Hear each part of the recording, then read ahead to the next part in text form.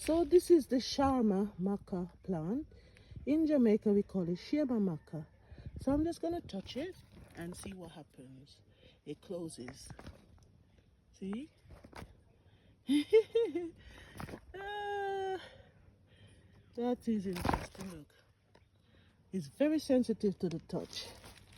You touch it, automatically it closes. Interesting, isn't it? Shama Macka plant. Oh, I wonder how long it takes to open again. There's lots of them here.